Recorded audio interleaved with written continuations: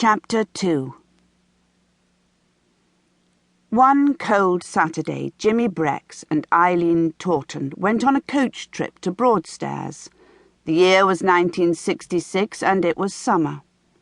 It was the first time they had ever been on such an outing together.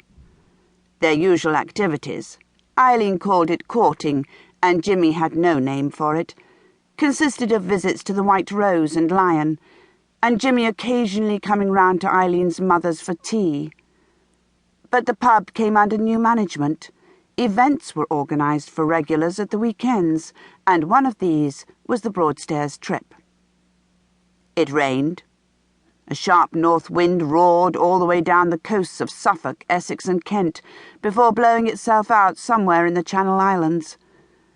Jimmy and Eileen sat under a shelter on the front and ate the sandwich lunch they had brought with them. They bought Seaside Rock and looked through a telescope in a vain effort to see the coast of France. At tea-time they resolved on a proper meal and went into Popperwell's restaurant on the seafront. It was unlicensed, like most restaurants and cafes at that time, and Jimmy was dying for a drink.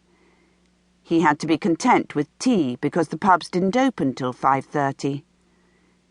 Even when they had finished their eggs, chips, peas and mushrooms, their apple pie and custard and slices of Dundee cake, they still had half an hour to kill.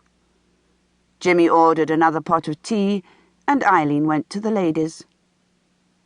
This was a tiny, windowless and, as was usual at the time, filthy, concrete-floored cupboard from which a single cubicle opened. A wash-basin hung perilously from one wall, but there was no soap, towel, paper towel, or naturally hand-dryer. One of the taps dripped. A woman came out of the cubicle, and Eileen went in. From in there she heard the tap running, and then she heard the outer door close. Eileen had no intention of washing her hands. She'd washed them before she left home that morning, and besides, there were no towels.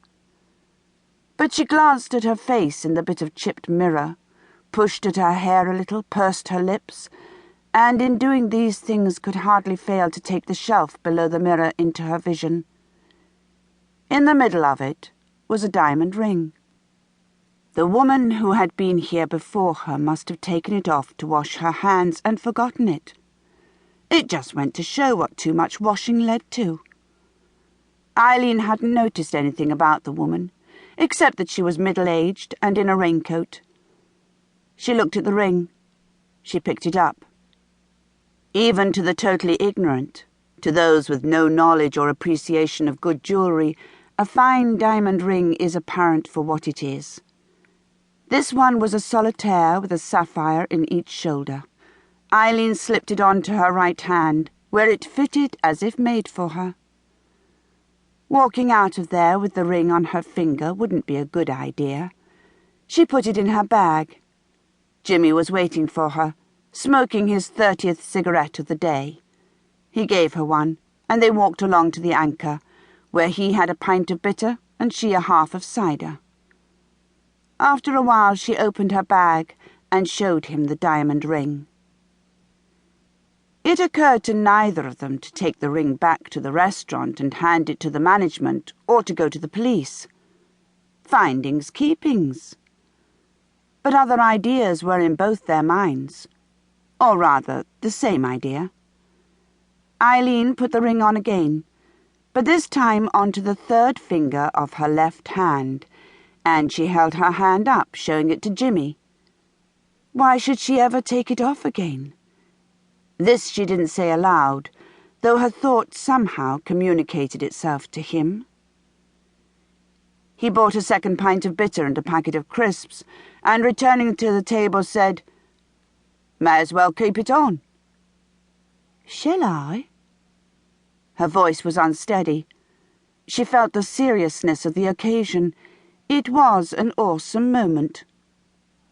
"May as well get engaged," said Jimmy. Eileen nodded. She didn't smile. Her heart was thudding. "If that's all right."